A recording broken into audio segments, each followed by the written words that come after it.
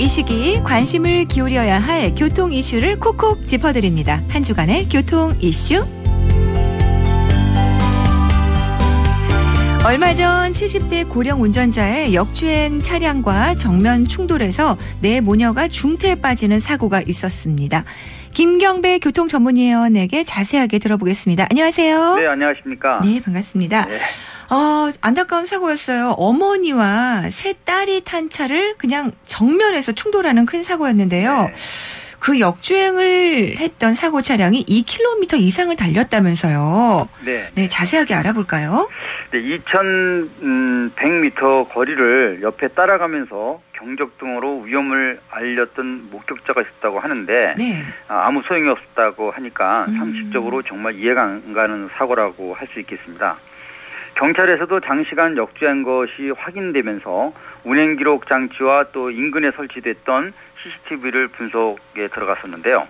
12대 중과실에서 가장 중요한 전방주시 태만과 약물 복용 여부 그리고 치매 연관 병력을 조사한다고 했습니다. 네, 그렇군요. CCTV 분석에서도 역주행한 게 드러났고 그리고 또 119와 112의 신고 목격자가 뒤따라갔는데도 아직 이 역주행을 한 이유는 불분명하다는 거네요?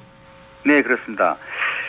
전 가장 안타까운 것은 이제 피해 가해 차량 블랙박스에 사고 영상이 전혀 기록되지 않았다는 점인데요. 네. 이 때문에 원인 추정과 분석을 더 어렵게 하고 있습니다.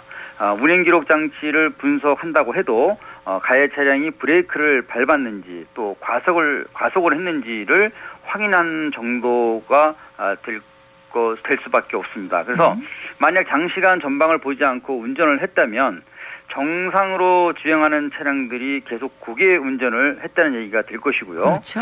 그런데 충돌 직전까지 시선이 전방을 향했다고 하니까 더 혼란스러운 면이 없지 않습니다. 네, 정말 궁금하네요. 이런 상황은 의도적이 아니면은 무의식적인 상태에서 운전을 했다라고밖에 생각할 수가 없는데요. 네. 왜 그랬을까요? 혹시 고령 운전자라고 하셨는데 병력이 있는 건 아닌지 그것도 의심이 가네요.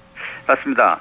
왕복 4차로 사이에는 그 높이 1.5m의 이중 철제 중앙 분리대가 설치돼 있었지만 역주행을 의식 못했다는 것도 의심스럽고요.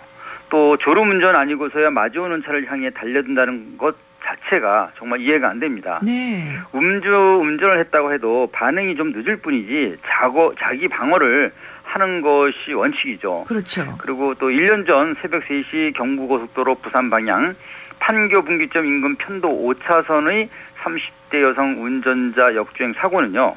당시 알코올 농도 0.202% 상태가 원인으로 이렇게 밝혀졌습니다. 네.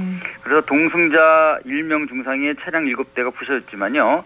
이번 사고에서는 음주도 또 만취 상태도 아니라는 게 정말 이상합니다. 그래요. 그래서 자살 행위 아니면 인지 상실로 악축해 볼 수밖에 없지 않나 이런 생각이 듭니다. 그렇군요. 역주행 사고가 많이 일어나나 봐요. 얼마나 일어나고 위험도는 어떤가요? 네, 역주행 사고는 지난 2007년에도 457건에 828명이 다치고 45명이 숨지면서 치사율 9.8%를 기록했습니다. 2.9%대인 일반 사고 치사율보다 무려 3배 이상 높았고요. 또 이중 졸음운전이 4.4%를 차지하는데 반해 또 지리미숙도 6.7% 그리고 음주가 33.3%를 차지했습니다. 그리고 기타 원인으로 남은 55%가 가장 높은 비율을 남다 보니까 아무래도 의문부호로 계속 존재하는 상황이 됐습니다. 네. 그리고 11년이 지난 이번 70세 고령 운전자 역주행 사고도요.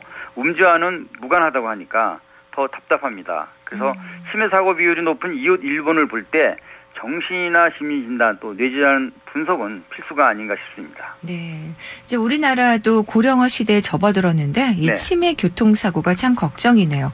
그런데 역주행 사고가 계속 이렇게 급증하고 있나 봐요. 그렇습니다. 10개월 전에도 어둠을 뚫고 고속도로 나들목으로 들어왔던 오토바이가요. 천안 제이시 1.1km 전부터 마주오는 차를 향한 역주행을 시작했습니다. 네. 이 고령 라이더는 고속으로 달려드는 차들로부터 위험을 느끼게 됐겠죠. 그래서 중앙분리대의 발작부터 달리는 방법을 선택했지만 오히려 중앙분리대와 충격하면서 현장에서 숨지고 말았습니다. 아마 그 방향 감각을 잃고 잘못 진입한 게 참사 화근이 된 것 같습니다. 아유, 그렇군요. 지난 5월에는 치매로 의심되는 80대 할머니가 역내에서 출구를 못 참고 선로에서 서성거리다가 KTX에 치여서 숨지는 사고까지 있었잖아요.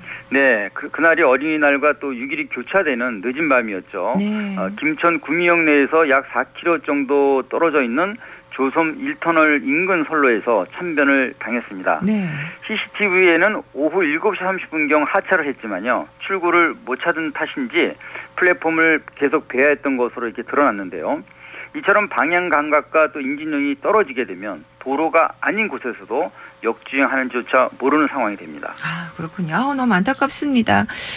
조금 더 이제 정리를 해보자면 네. 처음에 언급해 주셨던 그 역주행 사고도 네. 빠른 속도로 교행을 하더라도 만약에 인식을 못했다 하면 네. 이런 역주행 사고가 또 일어날 수 있을 것 같아요. 네, 무관하다고는 볼 수 없다고 생각이 됩니다. 네. 음주에 의한 도로 역주행처럼 인진능이 떨어지는 고령자 또는 순간적으로 멍해진다면요. 큰 사고로 이어질 가능성을 배제해서는 안 될 것 같습니다. 또 하나는요. 음주운전과 치매, 또 약물 중독, 다음으로는 고령순으로 나타나는 것이 바로 역주행인데요. 요즘은 불법 진입한 오토바이까지 가세하면서 역주행 사고가 더 늘고 있습니다. 네, 그래요. 오늘 소식 잘 들었습니다. 고맙습니다. 네, 감사합니다. 지금까지 김경배 교통위원과 한 주간의 교통 이슈 전해드렸습니다.